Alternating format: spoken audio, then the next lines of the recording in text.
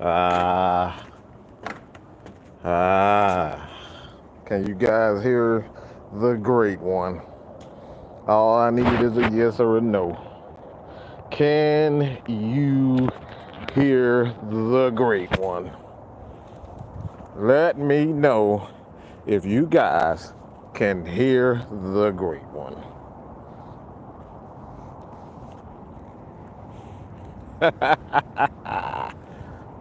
Thought you'd never see this again, did you? Thought you would never see the great one taking it back to the old school. Y'all thought y'all would never see it again. If y'all know what this is about, one on one with the great one. How many of you guys know what I'm talking about when I'm talking about old school? All my day ones, y'all know exactly what I mean when I say old school. And I guess I'll expand on what I mean by old school. Your boy Mad Mike started out, I want to take it back to about 2-3 years ago. I started out, I used to stand outside in the parking lot, stand outside, sit in the car, or, it's pouring, raining, all that type of stuff. And just go on a hell of a rant. Just call it what it is. Outside in my spot, absolutely. King Kill. King know what's up. Stand outside in the parking lot while I'm on my balcony in front of the house, just doing my thing, just ranting, driving pretty much everybody crazy, loud, cursing, because of whatever,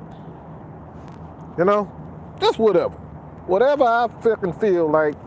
That's what the fuck I do. Okay? So I thought I'll bring it back. The one-on-one with the great one. This is going to be my off-season thing. And hey, man, if you guys see the updates on my phone and all that type of stuff, look, man, it is what it is. This is old school. This is what I used to do. And like I said before, man, if you guys know what this is about, just bear with it, man. I'll say this though. I want to address something that is just driving me nuts. Okay, I gotta say this. This is driving me nuts. Hey, man. Hey, you never know what you're gonna get. You probably ain't gonna get a drunk mic, because a drunk mic ain't good for anybody, including my damn self. I'll say this. I saw this dumbass tweet, and I just want to kind of expand on it. Don't really want to put it up right now, but I just thought this was the stupidest shit I've ever heard in my fucking life. All right, so you guys, I said I'm bringing back old school. Everybody wanted more Mad Mike rants. They wanted the unfiltered mic. Well, guess what? God damn it, you motherfuckers are getting it. Okay, you motherfuckers are getting it right now. So I decided I wanted to talk about this dumbass tweet. I don't want to say the guy's name, but he works for a quote-unquote well-respected platform. But he went on to say that Dean Pease, Dick Fangio, that's some motherfucking moron, Mike Zimmer, all right, that these guys were more established, that these guys had more credibility than fucking Dean Pease. It's the stupidest shit that I just have to talk about this stuff. I just had to talk about this because since when did a motherfucker who barely can get in his team in fucking Cincinnati to a goddamn playoff game, and some fucking how he's better than Dean fucking Pease? Some of these people are so stuck on stupid, it's fucking embarrassing. What the fuck are you even talking about? Where the fuck is this stupid shit even coming from? What, like, you look at the stats, you look at his history, a two-time Super Bowl champ, okay? And one of the main reasons as to why they won those championships, Dean Pease as a defensive coordinator. And you say this stupid shit with the straight, how do you even work up the courage to put that goofy shit out? Mike Zimmer has gotten fired. Dean Pease didn't get fired. Dean Pease left Tennessee. Vic Fangio, whatever the fuck his name is, Fabio, whatever the hell his name is, he got fired. Dean Pease didn't get fucking fired. So how in the bloody hell do you muster up the courage to say that stupid shit?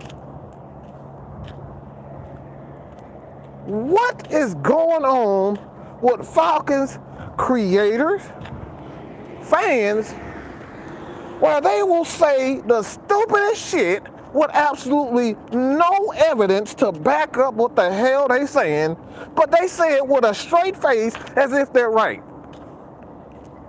And then they hide under the umbrella and say, guess what? It's my opinion. I'm entitled to my opinion. Well, guess what? I'm entitled to call you a dumb motherfucker. Because that's the stupidest shit I've ever heard. How the hell did two guys who can't get one of the most talented rosters, two of the most talented rosters, to the damn playoff game? He can't even get these motherfuckers to a playoff game, and somehow he's better than Dean Pease. Dean Pease helped turn this Falcons defense around. The one with literally one fucking quality defensive lineman and Grady Jarrett on the fucking roster. I'll take that back. Two quality defensive linemen. And that's Dante Fowler, Kung Fu Panda, and Grady Jarrett. And you trying to tell me that Vic Fangio, do anybody know how to pronounce his fucking name?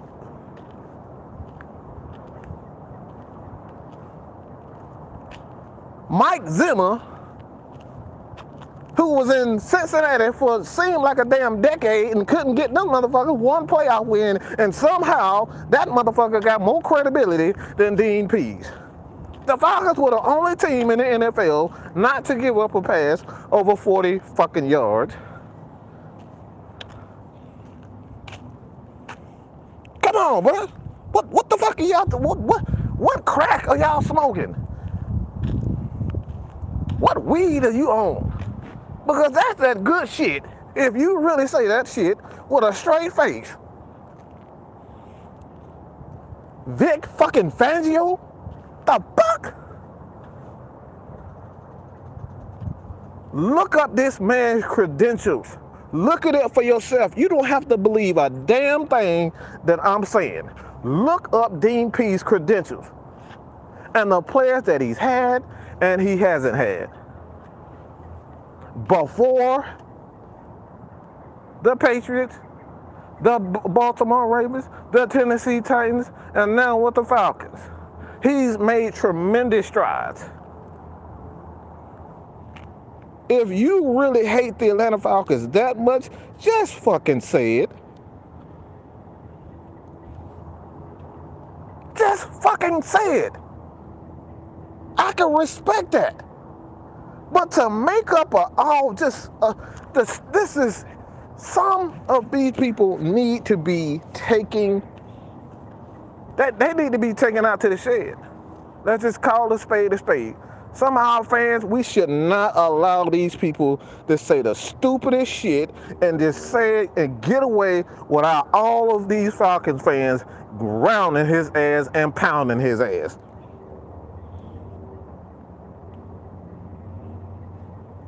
You Mumford, that's not true whatsoever. Again, we don't need a whole offensive line. We need some goddamn gone talent. I'm sick and tired of fans and people who are content creators are saying the Falcons need a whole offensive lineman. We can't even get all the damn starting running back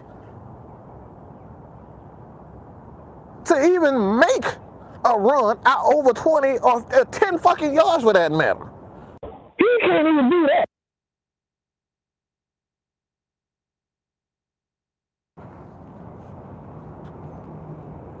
This is what we're doing, Falcons fans.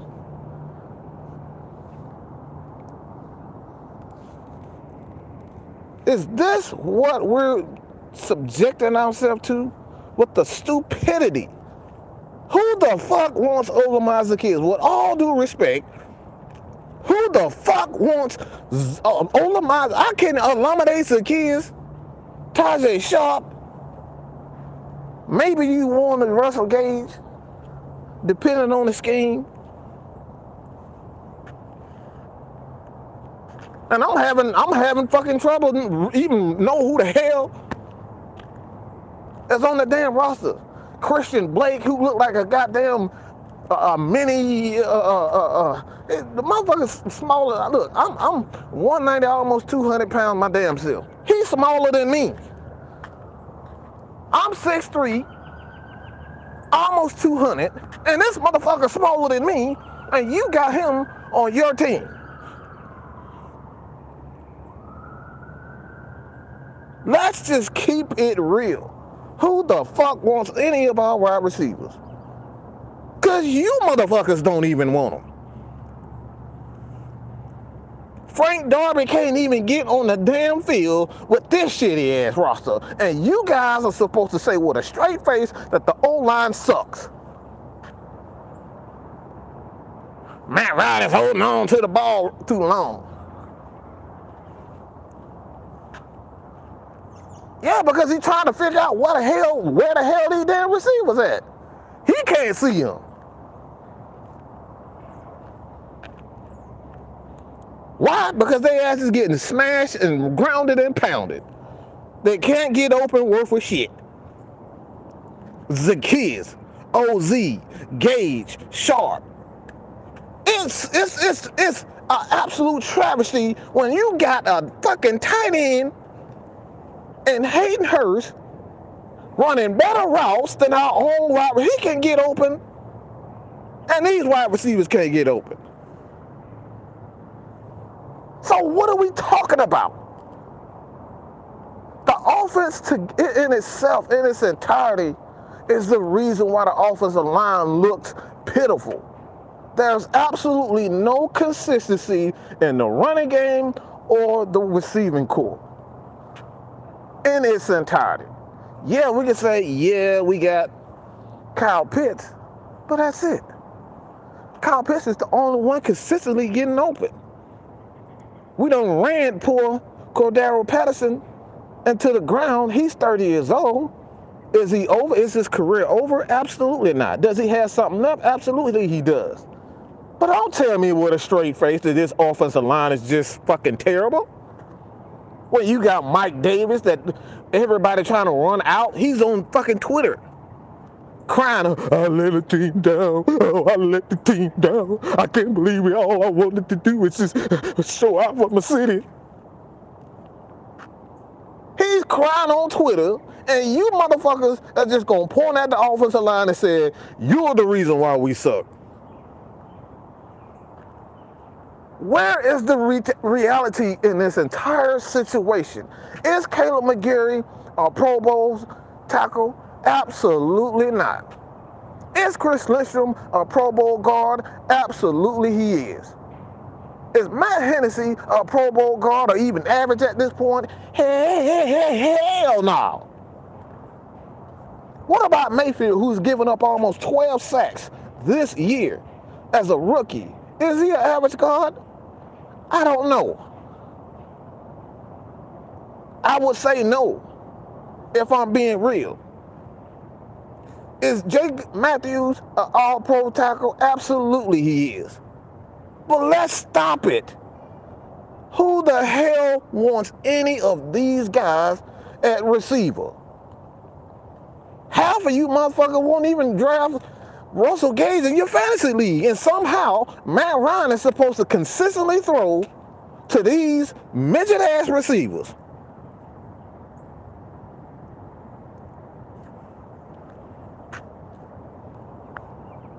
Where in the hell has the common sense gone?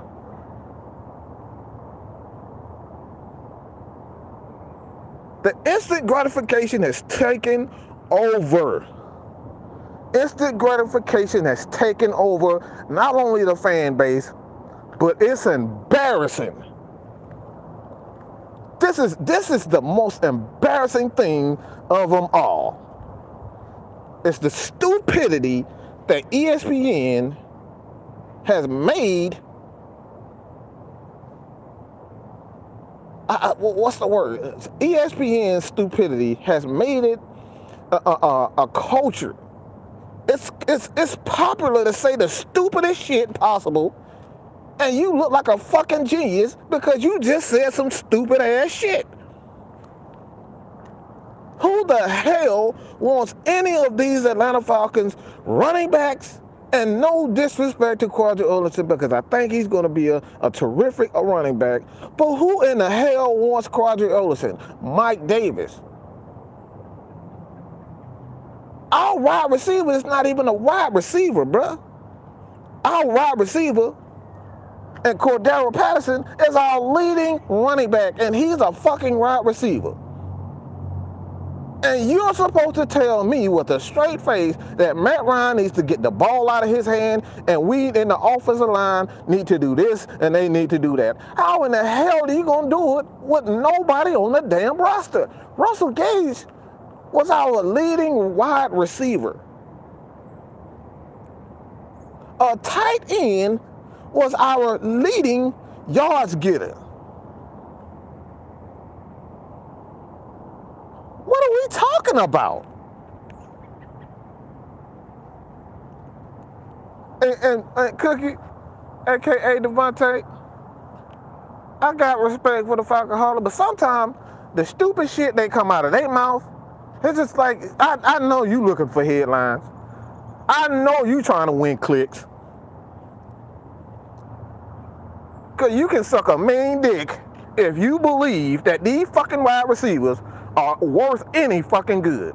Outside of goddamn Russell Gage, let's just keep it 100. And I am so sorry, but I'm pissed the fuck off. I see the same dumb shit by people that I respect as journalists. And there's quite a few. And quite a few of them have been on my show. Say some of the dumbest shit with a straight face.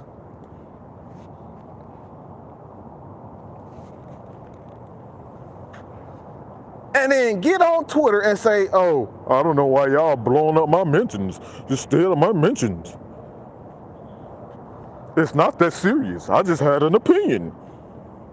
If you say dumb shit, believe people gonna come at you. Believe your boy, man, Mike. People gonna come at you, okay?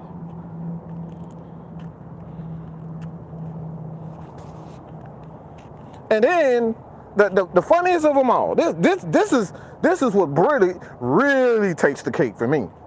This is what really burns and churns my gears. This is what really churns my gears, bro. This shit right here. This shit right here. This shit right here. This is what turns my gears. Okay?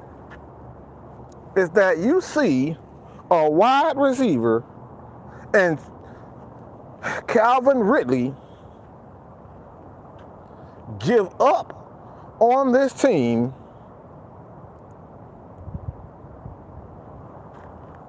They give up on this team and say, oh man, Matt Ryan should be doing better than this. Oh man, Matt Ryan, see, this is the reason why nobody wants to play with Matt Ryan. That's the reason why Calvin Ridley is gone. Oh man, Calvin Ridley, he got tired of Matt Ryan. Oh man, Julio got tired of Matt Ryan. Julio can't even stay fucking healthy for 5 fucking seconds. And I'm seeing this from people I respect and work closely with. Y'all have more respect for fucking quitters than you have than a dude that is getting his ass jackhammered like fucking Goldberg. He getting fucking Goldberg jackhammered during the whole fucking game, and you motherfuckers got more respect for Calvin, I quit. Really? And Julio, oh, I thought I was bigger than what I actually was. Jones. Oh, but Julio Jones is going to the playoffs. The motherfucker ain't got nothing to do with that.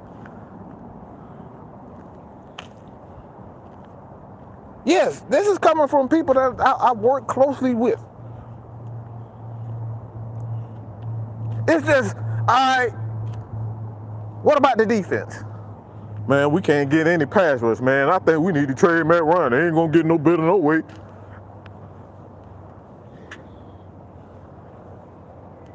What about the linebackers? We got 2 of the best linebackers. We really, in my opinion, I think we have the best linebacking core in the NFL. Man, Deion, man, he missed 20 tackles on the season. What about the 135 that he already has? Nobody want to speak about that though. But y'all want to worry about the 20 tackles that he did miss. Oh, you probably didn't know that, did you? You probably didn't know that Deion Jones is top 10, top 15 in fucking tackles in the NFL, but you're so worried about the missed tackles that you do see. What about the plays that he do well? What about the things that he allowed Fourier to do to be great? Anybody ever think about that? If Fourier wasn't, if Deion wasn't there, do you guys really believe that Fourier would be as good as he is? Anybody ever take a time out to think about that? That Deion Jones is so good at what he does that he allows Fourier to roam free, and the offense doesn't have to solely focus on him. Did you take the time out to think about that? Oh, you're just focusing on the handful of plays that he absolutely makes mistakes in. And he does make these mistakes. But as an entirety, it's not as bad as people make it out to be. It's not. And like I said, this is the reason why I had to bring one-on-one with the great one. All right? Had to bring back the old school. Sit out. And, I just got to rant. Because this is the end of the season. And it baffles me to see intelligent guys that I respect, and fuck it, I don't give a fuck if they know it or not. All right, they can take a picture, they can say whatever the fuck they feel like, but I'm fucking I'm pissed off at the stupidity that would come from our content creators. The stupidest shit just to sit up here and sell clicks, just to get clicks. And I respect you as an artist, I respect you as a creator. But let's back it up with facts. This is what AFN is all about. It's about the stats, the facts, and the absolute truth. Nothing more, nothing less. I've seen Aaron Freeman say the same shit. I've seen Matt Carey, and I love Matt Carey. I love them dudes. They're the reason why I'm doing it. I'm not going to sit here and lie. The Falcoholic, fuck them motherfuckers that blogging dirty.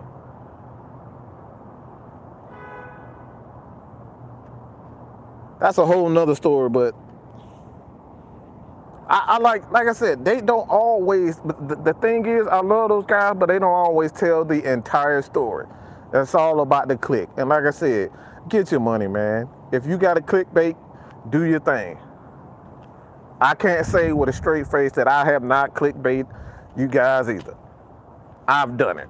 That's a part of the game. That's a part of selling yourself. But that's like, if you're gonna clickbait, let's tell the truth. Whole truth and nothing but the motherfucking truth. And not leave out very important details. Like, oh my God, Caleb McGarry and the offensive line suck. Well, what about the running game? What about the defense can't get off on third downs and they can't get the ball, we can't get, the ball back to the offense? Anybody ever think about that? Anybody ever take the time out to think that the defense can't get off on third down because they can't apply any pressure? Anybody take the time out to think about these things? And Tony Wright, I have not heard anything about Isaiah Oliver. The only thing I've heard about Isaiah Oliver is that Dean Pease wants him back. That's the only thing that I know of. 31st in the league in offensive snaps. Okay, thank you, Devontae, for that. But 31st in the league of offensive snaps. Basically what that means is that, yeah, we're not as good on offense, but if we had more opportunities to actually try to do something on offense, to try to run the ball, to try to run screens, to try to throw the ball, maybe Matt Ryan and the offense could actually get something going if they had more chances. But you can't improve on the offensive side of the ball if you can't get the damn ball back.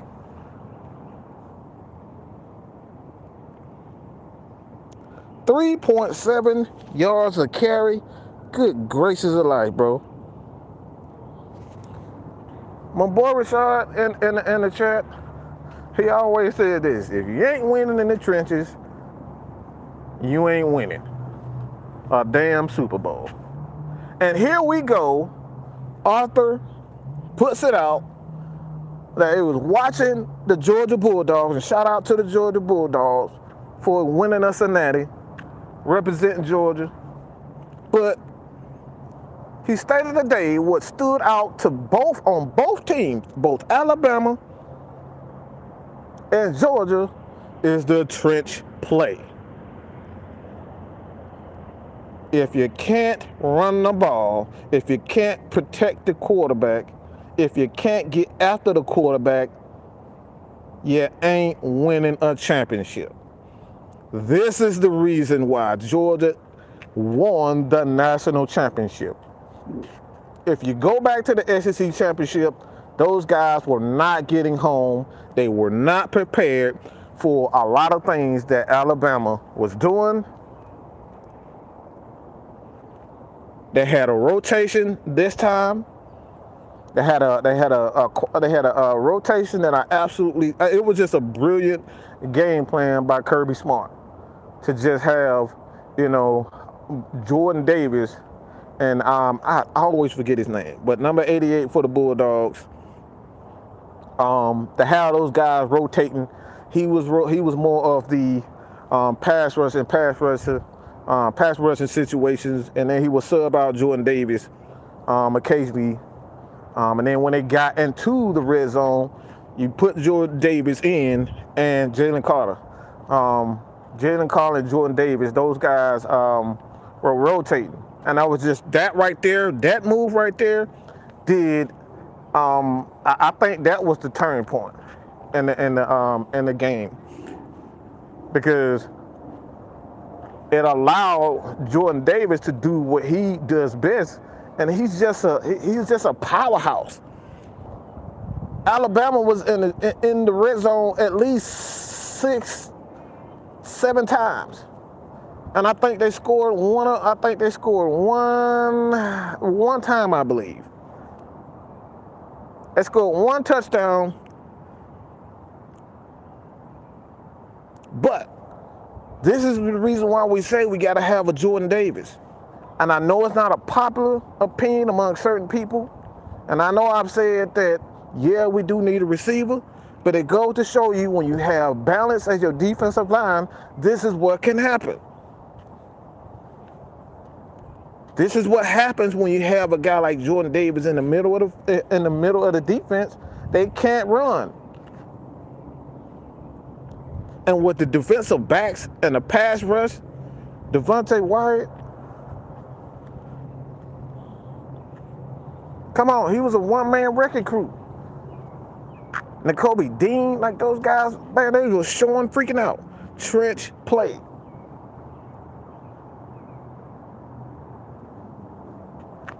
And shout out to your boy Zeus.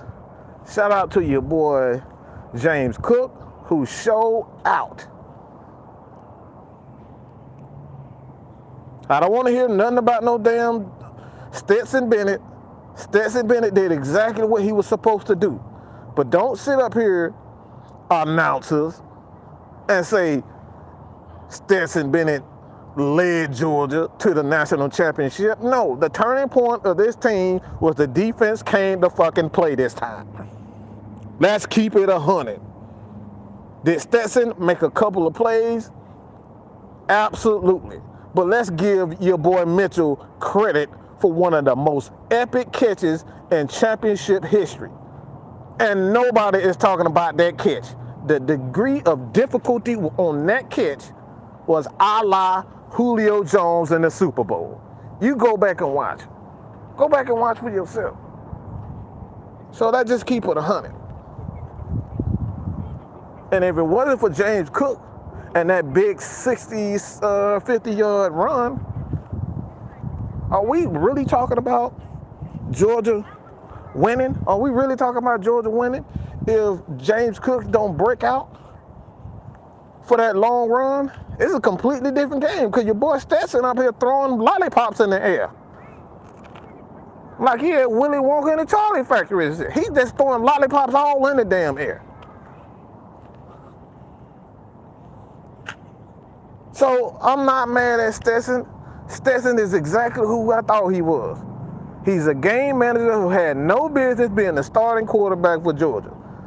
But the fact is, he did what he had to do in the fourth quarter not to fuck it up. That's all he's there for, because the Georgia defense is that damn great, and it should go down, if not, in my opinion, and that's my biased opinion, but I think it's the greatest defense of all time. But I could be biased. But come on, let's keep it real. Up all these people talking about Stetson won it. No, that fuck they didn't. He helped the team win. And that's what quarterbacks are supposed to do. They're not supposed to screw it up. They're supposed to manage the game and not turn the ball over. Stetson did that when they needed him most. And that's what I can respect. Just don't fuck it up.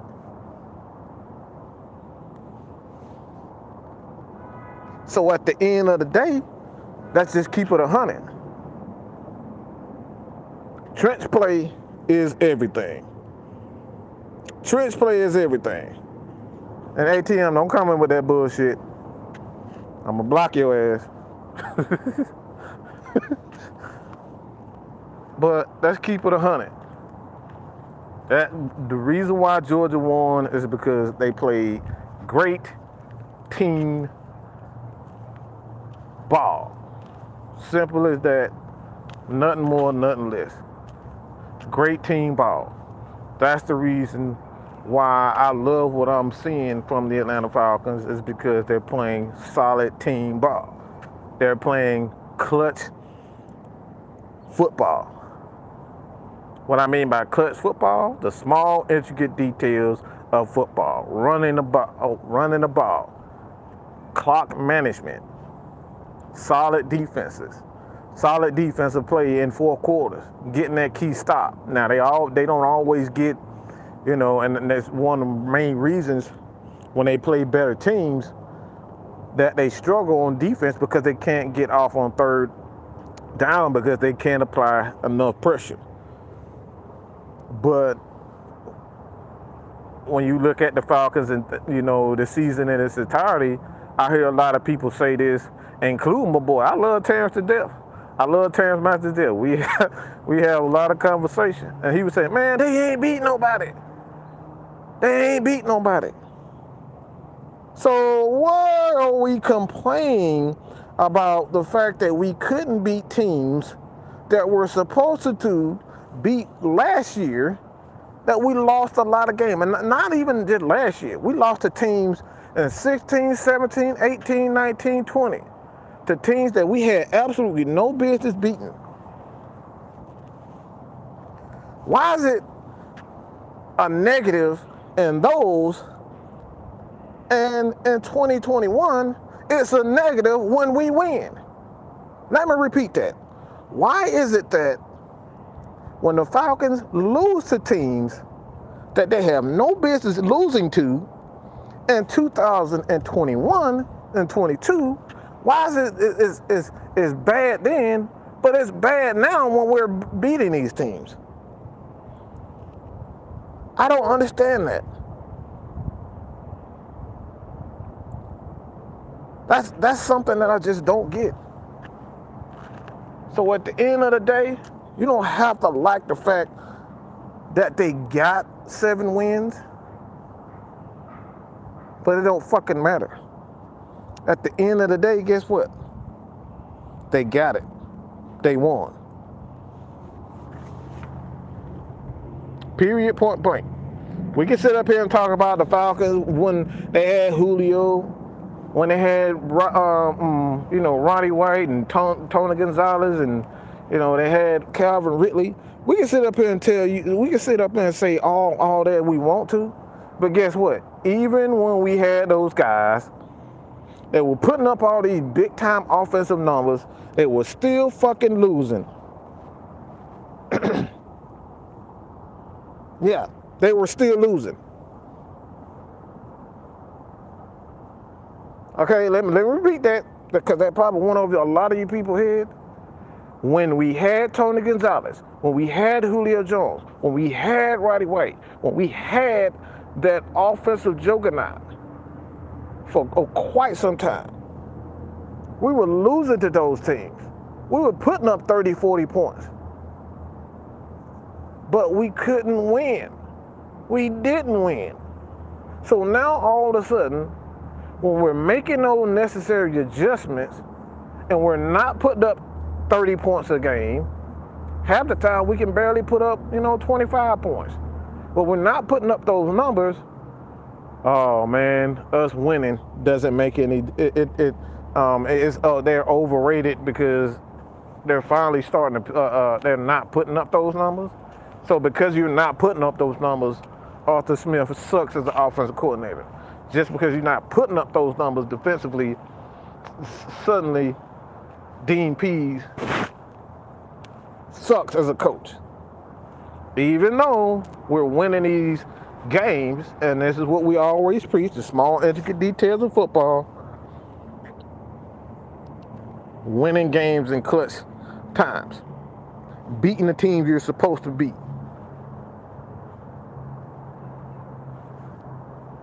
None of that matters then. You know what I'm saying? None of that matters then. So, like I said, it just blows my mind to see so many people upset at this man because he's actually doing what the fuck he's supposed to do. I will never understand that logic. I'll never understand that logic. How the hell are you, as a coach, it's fucking negative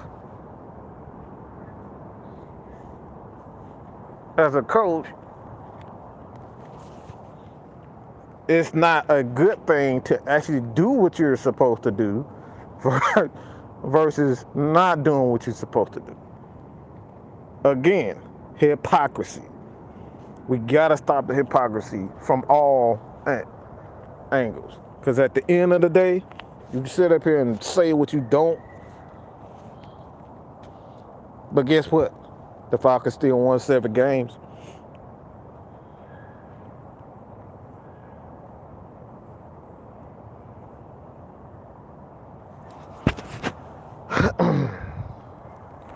Let me try to see if I can see some comments on here.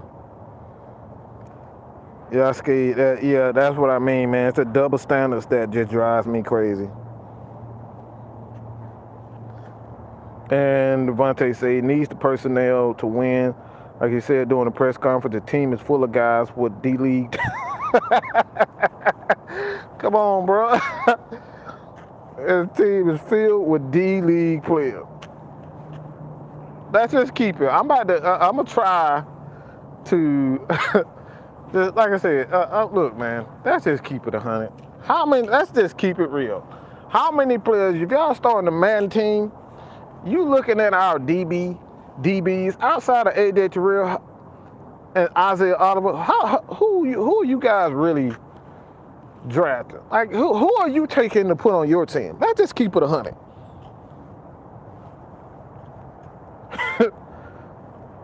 Come on, bro, let's keep it 100. How many of y'all, with this roster, how many players in that secondary are you taking? Come on, bro. What about the D-line? Outside of Grady Jarrett, how many of those players are you taking? Nobody, baby. All right? Let's just keep it. So we're going to go to the linebackers. I'm positive that everybody will take Deion Foyer and possibly Michael Walker. But I've already said I think we had the best linebacker core, but that's my opinion. I think the Falcons knew had the best linebacking core in the NFL. But defensively, who are you taking? Marlon Davidson, he's still young. I can see that. But Grady Jarrett and Marlon Davidson, that's it. It's still up in the air what Taquan Graham can be. And I think I can speak for everybody on this motherfucker. That everybody want Kung Fu Panda gone. AKA Dante Fowler. So if you guys think that Dean Pease can make this shit a top 10 defense with motherfuckers that you don't even want on your man franchise. You don't want these motherfuckers on your fantasy football team. But somehow Dean Pease is supposed to make water out of wine or water out of, or just water out of hog shit. Okay? Not even water out of wine. Water out of hog shit. That's what he's supposed to make out. He's supposed to make water out of hog shit. What the players that y'all want. And don't even say, look, Fabian, come on, bro. Fabian, look, that boy's a walking turnover machine. That boy is Robert Alford Jr., okay? I'm positive somewhere down the line, they related. But somehow, Dean Pease is supposed to make a top 10, top 20 defense out of hog shit. And I'm trying to be as respectful as I possibly can about this Falcons team.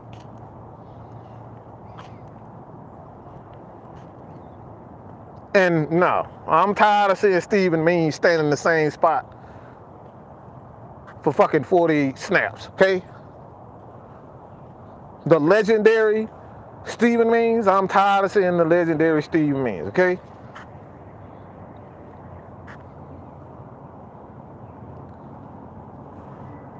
And Twisted Tea, like that's what I'm talking about. Get these fucking bums up out of here. What the hell are you talking about? How the hell he's supposed to make these? How in the bloody hell are you supposed to make hog shit out of wine? or whine out of hog shit. These guys are absolute bombs. They ain't got no... Look, a lot of these guys going to be third and fourth stringers on other teams, and we got these guys in the rotation with the Atlanta Falcons. And we are supposed to pretend that these guys are going to make these guys out of... How the hell you expect to get 30 sacks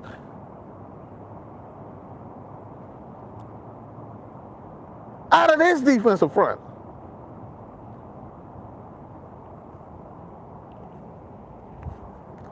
How are you supposed to get 30 sacks out of this defensive front? This is what I mean why I'm so pissed off with a lot of these creators. They say some of the stupidest shit, and then they put it out to their thousands of followers that have so much influence on this fan base and others. We reach hundreds of thousands of people every month, myself included. Over 100,000 people a month. So we have influence, and you say some of the most uneducated,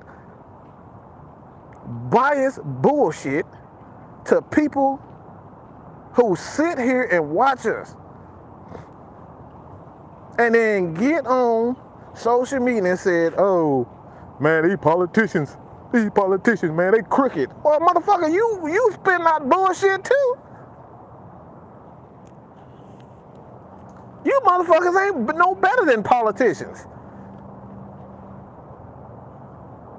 Oh, y'all ain't ready for that one. Y'all ain't ready for that. Y'all ain't ready for that. Who the fuck y'all campaigning for? I wonder. Maybe it's the black quarterback? Or maybe it's just the quarterback in itself.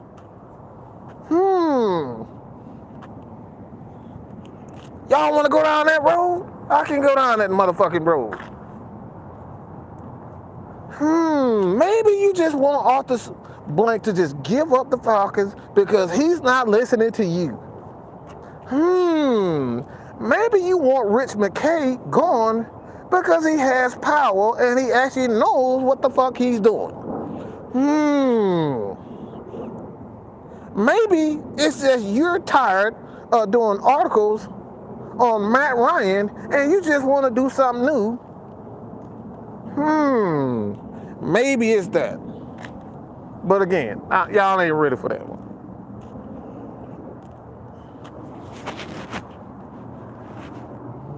So yeah, I've said it before and I'll say it again. Matt Ryan days are coming to an end.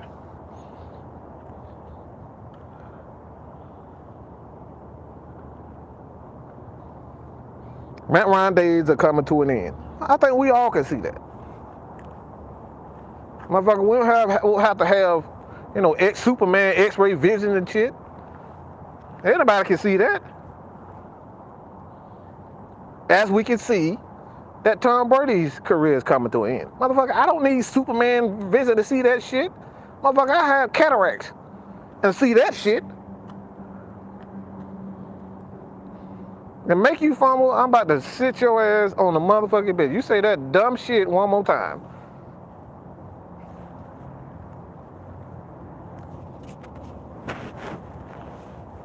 Matt Ryan is Chad Pennington. Man, what the fuck are you? If he Chad Pennington, what the fuck are you? Fucking Rain Man? What that dumbass shit?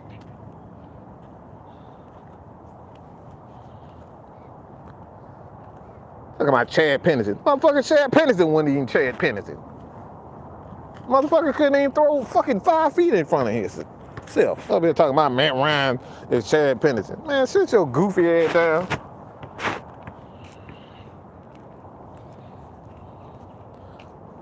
Motherfucker arm can't even fucking go forward no more.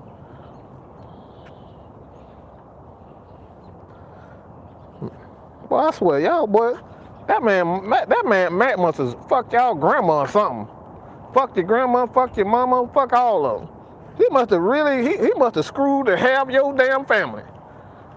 Cause you motherfuckers, like, motherfuckers don't even be talking about Matt Ryan and end up here. Ain't nobody even talking about Matt Ryan and whether he's a GOAT and all that type of shit.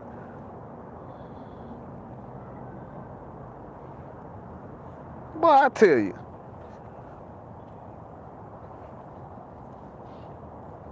Tell your mama Matt Ryan won't do it no more, because obviously he done did something to your mammy. Okay? Obviously he done did something to your mammy. Because motherfuckers ain't here even talking about Matt Ryan like that. I said, of course, Matt Ryan's career is coming to an end, and we need to prepare this team for that. We need to prepare this team for the new quarterback and set the foundation the proper way. And setting the foundation the proper way isn't just going out, releasing everybody because you guys just want to see a rebuild so fast. And then end up with damn near $100 million in dead cap money, and we can't sign a soul. So guess what? We go to the CFL, we go to the Europe League or whatever, and start signing players over there because guess what? We don't have any money.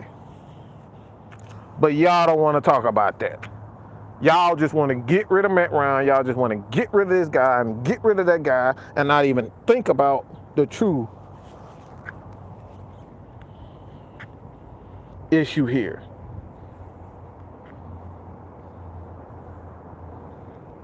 Let's do it right. Let's do it the right way. Let's set this franchise, in the right direction, and not do things just out of pure emotion. That's what got the Falcons in this predicament to begin with, doing shit out of pure emotion.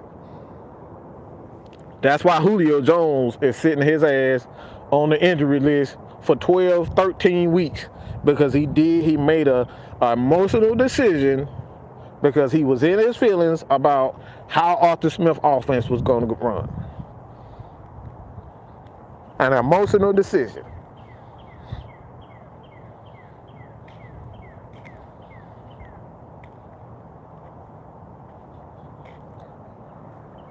Whew, boy, I tell you. But we can have a whole conversation about Georgia, the Falcons coaching staff, the talent, and somehow Matt Ryan slander just always seems to come out of nowhere. We talking about the team in its entirety, and motherfuckers want to dumb down the conversation to just Matt Ryan. Well, I swear.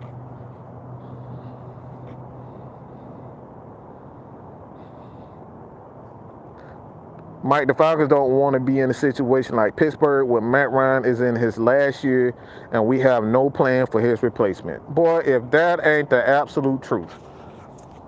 Boy, if that's not the absolute truth. That right there, that comment is everything.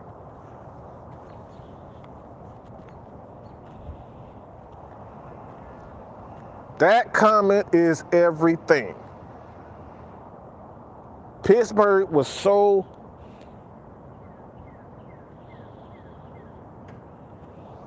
My Pittsburgh is so screwed right now.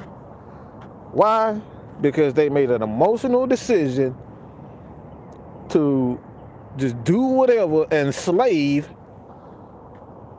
for Ben Roethlisberger. Y'all didn't even have a proper succession plan for Ben Roethlisberger because y'all just wanted to, just go out and just worship this guy. For whatever reason. Y'all had plenty of opportunities to get a quarterback, but now here you go, going into a new season, and you got, well, I don't even know if they got the Mason dude. I don't even know who the hell they damn quarterback.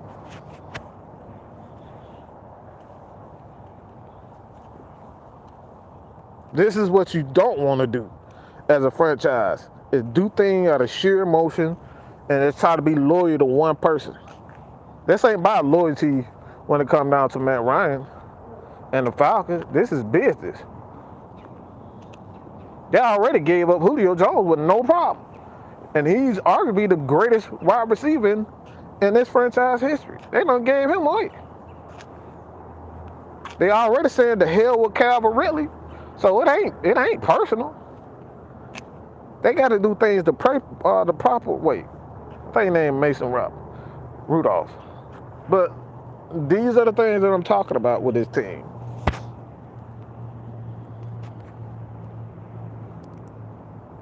And Jeremy, that's another thing. Like now you in you in a bad quarterback. You like in a bad. This draft class is not very good for quarterbacks. I'm just gonna be real. This is not a very good quarterback class. And now Pittsburgh, they could very well be wasting a lot of years of TJ Watt and a lot of those guys' talent. Why? Because they made an emotional decision to just suck up to Ben Roethlisberger instead of building the team the proper way.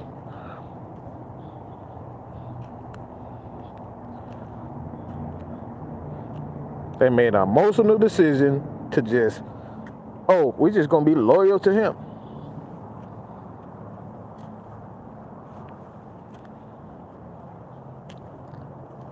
I mean, Jerry Jones almost made that same mistake with Tony Romo. And he ultimately made the right decision to just have, draft the quarterback. It was like, yeah, we got to move on from you. I got to draft Dak. So, at the end of the day, what the Falcons are doing right now is nothing emotional. We cannot afford to get emotional, fan base. We can't allow, and the Falcons can't allow our constant crying for a mobile quarterback or just a new quarterback, because we just want it. You got to do things the proper way. This is why Indianapolis, I believe that they made the right move going out getting Carson Wentz. They made the right decision to get, him, but, it just didn't work out. Lord have mercy. Why these little ass dogs be the loudest? You shut your little ass up. Yeah, excuse me about that. But yeah. You gotta make the proper decisions and not the emotional decisions. Falcons made an emotional investment in Devontae Freeman because they thought he was going to be it, and clearly he wasn't it.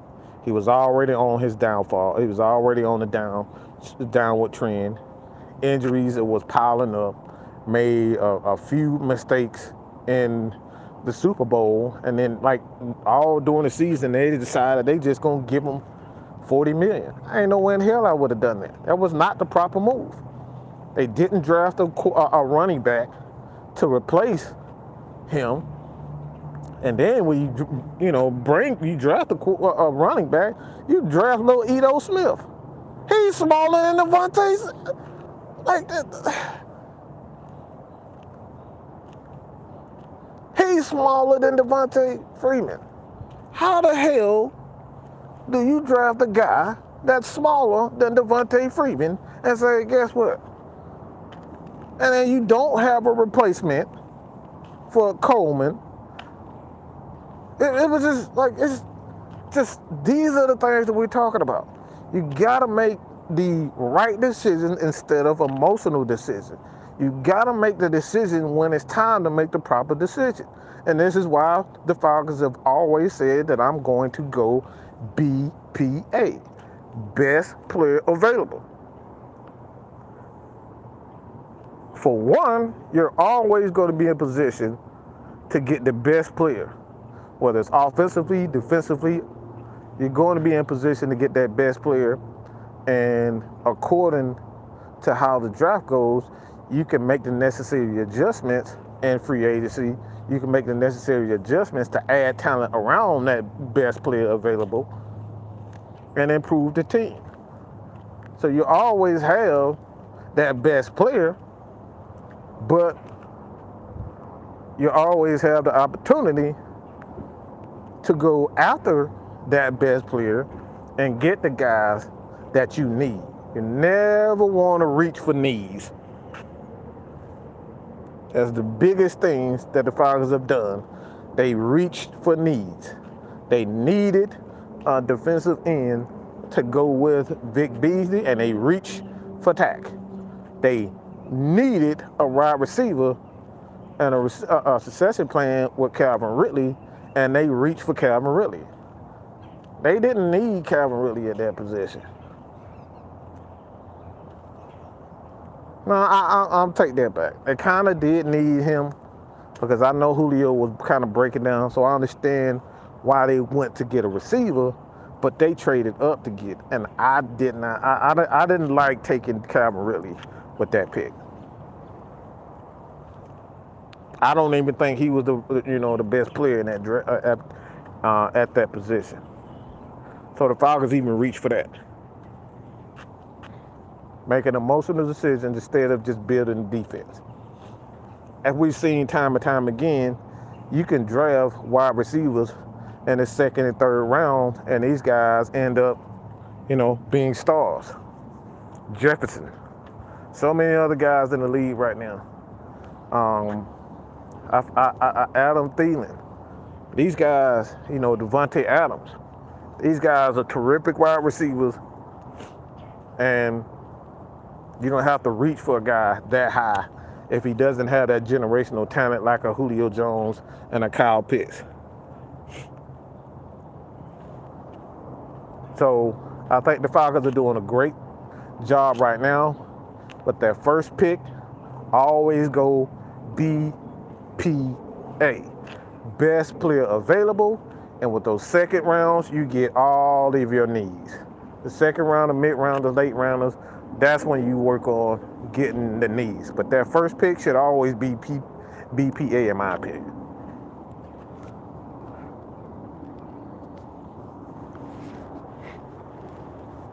So at the end of the day, man, all due respect to a lot of these content creators, they do a wonderful job of supplying us all with not only information, but they got to stop the bullshit.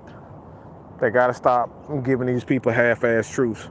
That's my biggest fucking issue with a lot of content creators.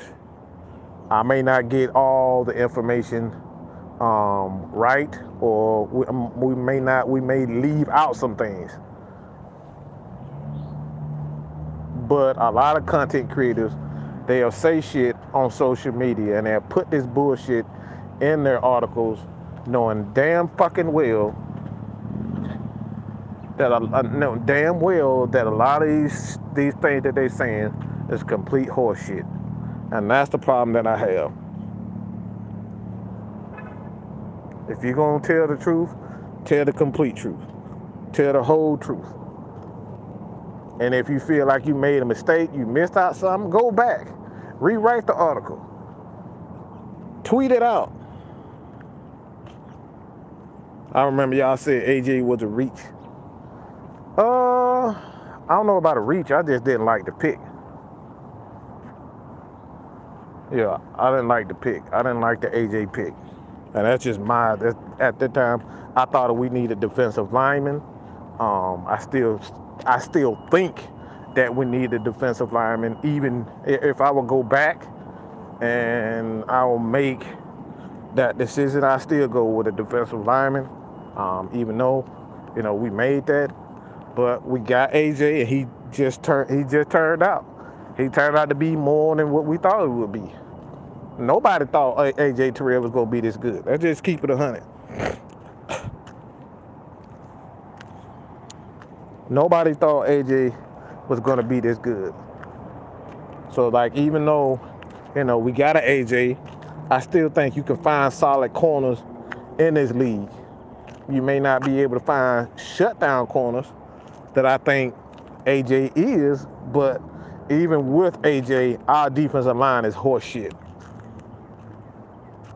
Even with AJ Terrell, our defense is still horse shit, and we still can't get after the quarterback. So what does it really matter that we have AJ Terrell now? We can't even get to the damn quarterback. Motherfucker, we can't even breathe down the damn neck. We can't even damn whisper sweet nothings into a quarterback ears. We can't trip a motherfucker up. Motherfucker, we ain't even touching quarterbacks. So what the fuck good is it having an AJ Terrell if the motherfucker, we can't even, look, we can't even, bro, we can't smell him. We can't do anything to a quarterback. Why? Because we're not getting there. CD Raw, right, said, but like, look, that's what I'm talking about. Have you guys seen Stephen Mean's stat line? That shit is atrocious. So even though we still have an AJ Terrell, I'm still going defensive lineman. Why? Because we still can't get after the damn quarterback. So in hindsight, yeah, AJ Terrell proves a lot of people wrong, myself included. But guess what? That shit don't matter because we still can't get to the quarterback. We still can't get to the quarterback. And here for you, nah for us, get rid of Deion Jones. Why? Why? I've explained this before. Why? Why do we need to get rid of Deion Jones? Tell me why. Tell me why. Is it so? Tell me why we need to get rid of Deion Jones. Because I have an issue with this. I have an issue with this. So, whatever your name is, tell me why. Tell me why we need to get rid of Deion Jones. Somebody tell me why.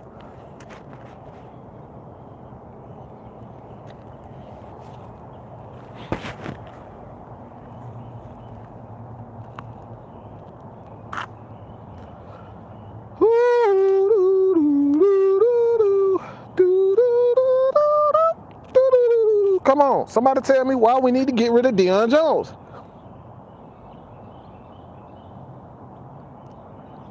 Somebody let me know. You said it. Y'all motherfucking y'all can take a whole sentence about Matt Ryan in 2.5 seconds. You can write a whole fucking essay in 2.5 seconds, but you can't tell me why Deion need to go.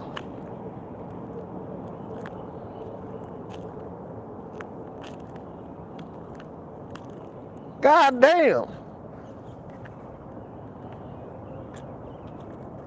Yeah, y'all seeing that? Y'all saw that.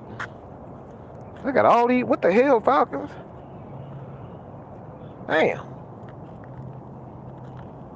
Fucking up my shit. But yeah.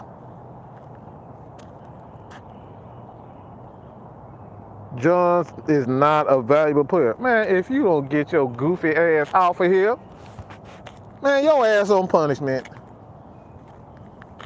Somebody will go out there and get me a goddamn switch. Because I'm about to whoop his ass. Falcons West, don't come in here with that bullshit. That's the stupidest shit I've heard in my life. Have you ever played fucking linebacker? How the fuck do you get 120 plus tackles in the league if you soft? What the hell is wrong with you people?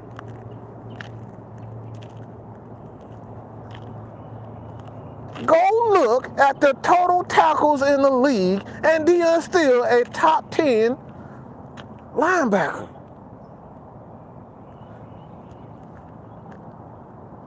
Did we not see him this year lay out a few people? And I'm talking about tight ends. I'm talking about big-ass quarterbacks like Josh. What the hell are you guys? He plays soft. Name a play where Deion Jones plays soft. Oh, he missed a tackle. He got stiff arm. Oh, okay. The 1 or 2 plays, maybe 3, maybe 4, maybe 5 out of 500 snaps out of the whole fucking league, out of the whole damn year. Y'all want to focus on 20 snaps, which is a small percentage. It's not even barely what? Out of 500, you got 20 snaps. That just say Deion Jones made I'll just say 50 bad tackles or missed tackles. That's just say for name, just for sake. Out of 500 snaps, Deion Jones missed 50 tackles. Let's just say he missed 50 tackles. What did that leave you with, people? Out of 500 plays, snaps, Deion Jones missed 50 fucking tackles. Just for sake. What did that leave you with? I know we got some mathematicians in here. Somebody can tell me.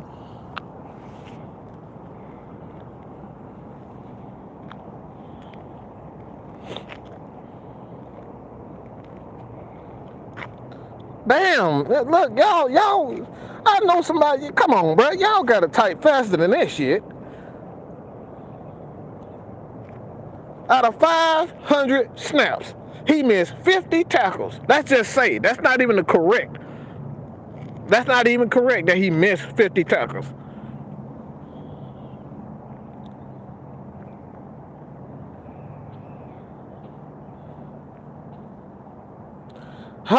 Shane, you're good. 10% of the plays. So out of 10% of 500 plays, Deion made, that's it, look, like I said, 90% of the time, he got a 90% free throw. We playing basketball? Yeah, a 90% free throw shot percentage. And the NFL and the NBA, hell, you damn near on Steph Curry, you damn near on Steph Curry level. If you shoot 90%.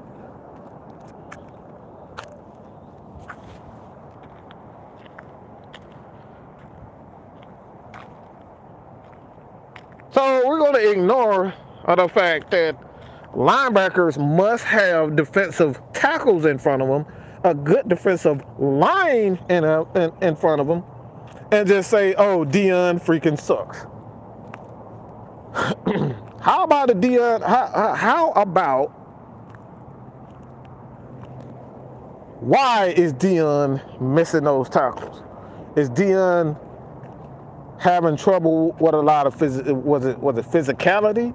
Is the defensive line or the tight ends or the offensive linemen? Are they getting into his body? Like what's the issue? Are the Falcons having trouble stopping the run? Are they getting after the quarterback? What's the issue with these bland ass statements that say Deion Jones has sucked and he needs to go because he sucked? This is the reason why a lot of guys like a Michael Bennett end up going to another team, because we have these blanket ass statements and these blanket ass, expectations for guys. Oh, he's not giving us 5 to 10 sacks a year. So we just gonna get rid of Deion Jones or get rid of Michael Bennett, who was a good player in Tampa Bay and got healthy, and they become one of the best defensive linemen in the league for at least 10 years. He got with a team that could hide his deficiencies so he could make plays. And that's what happens. Oh, let me make another comparison. What about your boy Isaiah Oliver? You remember when I was telling you guys that Isaiah Oliver was a great player and I expected him to be a Pro Bowler? You remember when I was telling y'all that? No, Isaiah Oliver sucked. He sucks. And then suddenly, they decided towards the end of the season to put Isaiah Oliver in the slot. And he became a much better corner. No, Quinn didn't make him Oliver. That was actually Raheem Morris who made that decision to put him in the slot. And then Dean Pease, he came when he got here. Dean Pease just expanded on that. But Raheem Morris made that decision to put him in the slot. It was after the fact that they put him on right side, the left side, and that didn't work. And then, all right, we're going to put him in the slot. And it finally worked. So, like I said before, this is what we talking about when we talk about looking deeper than just what we see on the surface. All people see when they look at Deion Jones is that, okay, Deion Jones is not playing as great or as well as we thought he should. But we don't look into, all right, does he have a defensive tackle in front of him so he can get off those blocks? So a lot of those offensive linemen don't get into his body and he can hit those creases and get in the backfield with those tackle for losses. And if I'm not mistaken, I believe he or Fourier kind of lead the team in tackles for losses. So Deion Jones is making plays. It's just not the plays that we're accustomed to seeing. What about the defensive rotation? You guys don't think a defensive tackle or a defensive line who can actually consistently get pressure or consistently put these, get these offensive linemen off of those linebackers so they can run around and make plays? You don't think that's important? So we're just going to make a blanket statement that Deion Jones digressed without looking at the offensive line, the defensive line. The Falcons had 17 sacks on the damn season, if I'm not mistaken. Somebody get me the numbers for the sacks. I think last time I saw it was 17 sacks on the season. Let me repeat that. The Falcons had 17 sacks on the season, and we up here discussing whether or not Debo needs to be gone or not.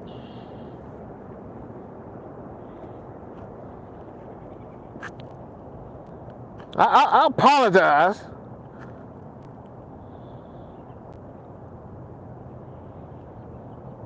But these are the things that we're talking about.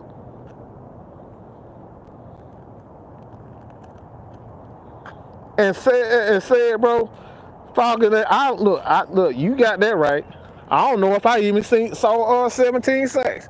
We up here talking about replacing and getting rid of Deion Jones, and this defensive line put up a whole 17 sacks. And I'm quite sure that Deion Jones had at least one of those sacks. But let's get rid of Deion Jones.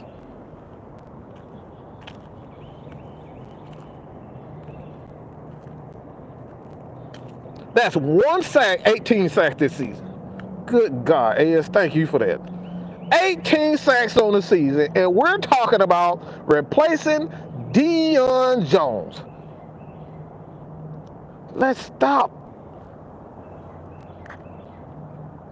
Assess the situation properly. Don't just look at individual players and saying, all right, looking at his numbers, according to last year or the year prior, Deion Jones, he's having a down year compared to what he was making 2 years ago. Why? The question is why? Anybody who's a journalist, no, they give you, the 3 W's? I think it's 3 W's. When, where, how.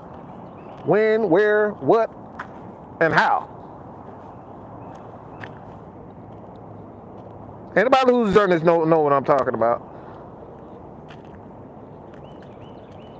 So we're not going to talk about how and why these situations are happening. Why is Deion having a down year? Why isn't Grady Jarrett getting more than 10 sacks or 5 sacks in a year? Why isn't Dante Fowler getting sacks? Why can't the Falcons get more turnovers? Why isn't Matt Ryan getting into the end zone or have more red zone opportunities? Why Kyle Pitts only has 1 touchdown on the year? We don't want to talk about that. We just want to look at the stats, read them on PFF, and say, oh, Deion sucks. Oh, that guy needs to be replaced.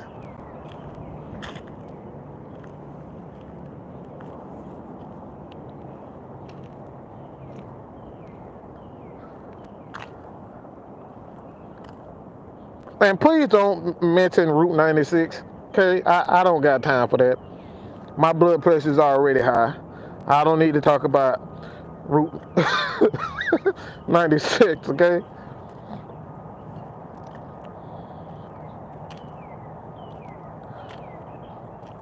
All right, Tony, I appreciate that stat. Fourier led the NFL in tackles with 192. Deion Jones was 11 in the league with 143. But we need to replace Deion Jones. Let's think about this. It's 3 linebackers. All right, it's 3 linebackers on each team. Starters. You know, depending on, it really depends on the, you know, the scheme. But for the most part, 3 linebackers. So out of 32, well, 32, 96, 96 linebackers. Deion Jones is 11th in tackles. But we need to replace Deion Jones. Out of 96 linebackers in the league, Deion Jones is 11th, and we need to get rid of Deion Jones. Let's be real, people. Our expectations are way too high for what is the NFL game. It is not as simple and as easy as we let it to be.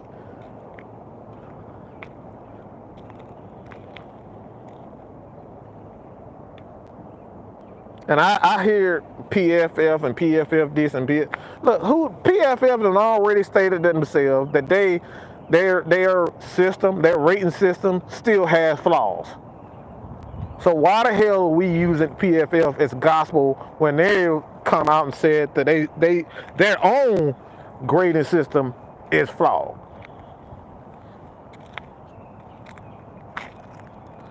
Okay, well.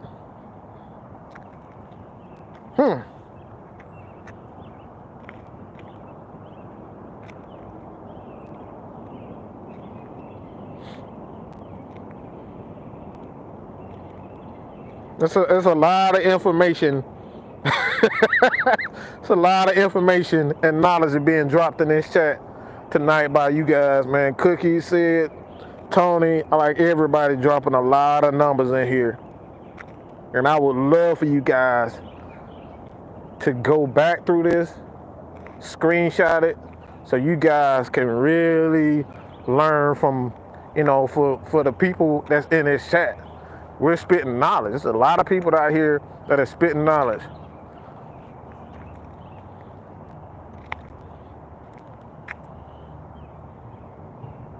So, like I said, it's crazy that we want to get rid of a linebacker and Deion Jones because he's having a down year. He may not ever be that same Debo that we love and respect. He may not ever be that. But you can't tell me that Deion isn't a solid linebacker. Nobody in their right mind could say Deion Jones is not a solid linebacker right now. He's still one of the best linebackers in the league. Is he the best? Probably not. But Deion Jones is capable of making plays. And you don't just get rid of guys because Fourier is making, you know, an impact. Fourier is damn good, and we don't know if Fourier is going to come back. Let's just keep it 100. We don't know for sure that he might just decide to hell with the Falcons. I need to get paid. I don't care if I go to a sorry team. I need to get my money. And then what we left with? Everybody want to trade Deion away, but Fourier might walk away. Then what you left with? Michael Walker, and now here you go again, starting all over again, trying to find linebackers.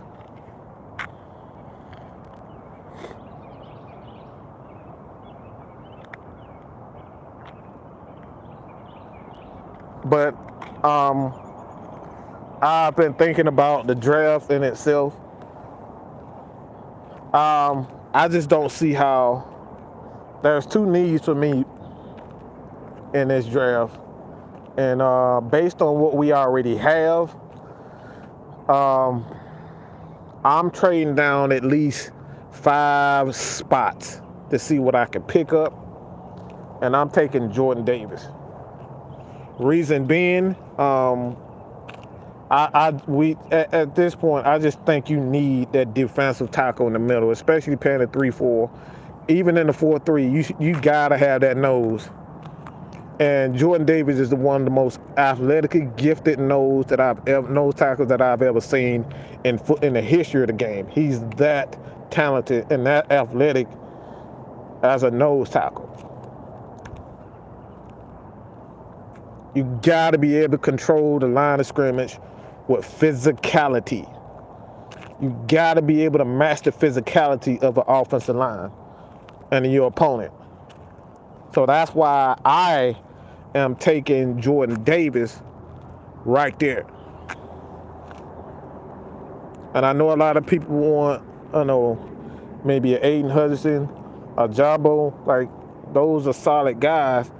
But if those guys are not there, I gotta go with Jordan. Because not only do we have to control the defensive line, to control the offensive line, but you gotta be able to free up Grady Jarrett to do what he does best, and that's get after the quarterback. So you're gain not only you're kill 2 birds with 1 stone. You're not only free up Grady Jarrett to do what he does best, and that's to be an all-around defensive tackle, get after the quarterback. You get more pass rush from him, more pass rush opportunities for Grady, but you stop the run on top of it. And both of those guys in the run game, Grady Jarrett and Jordan Davis, are damn good. So you'll be gaining 2 things. And then the third thing that you'll gain out of this is you'll free up the linebackers, Deion Jones, Foye Oluokun, Mike Walker, to get after the quarterback and to make plays. Keep those offensive linemen, keep those tight ends off of their body. So you got a whole bunch of guys just roaming free, making plays.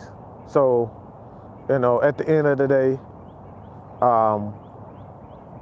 I think that's where I would go.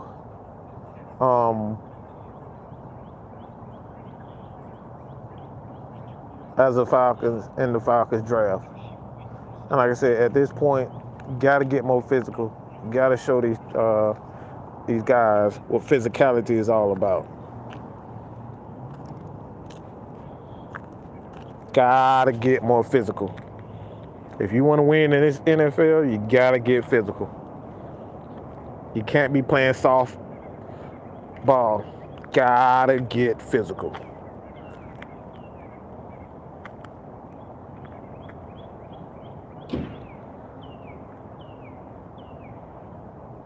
But I'm going to continue to do a lot of these lives. It's the off season, so y'all gonna get a lot of these. But you gotta have, like I said, you gotta have big defensive linemen. None of these puny Dan Quinn guys up front. I just can't get that.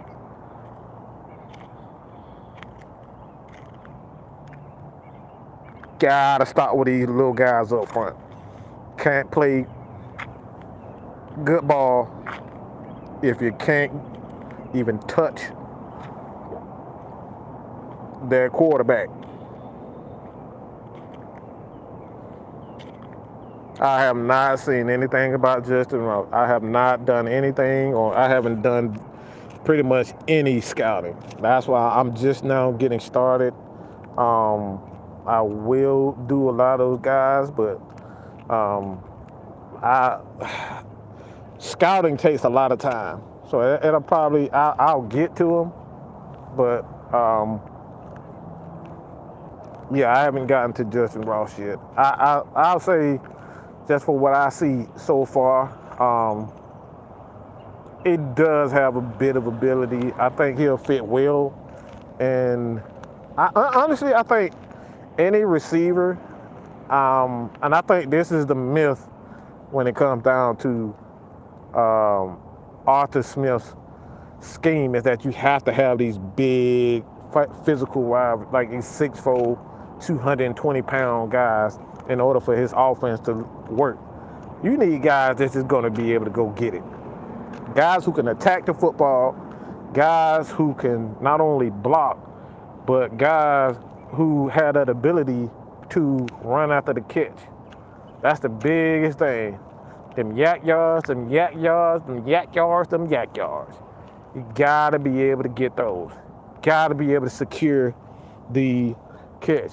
And Ross is one of those guys, from what I've seen, that can do that. So, like I said before, man, I'm going to continue to do these. But everybody on Twitter, all right, check out your boy Cookie by Nature, Mad Mike Sports.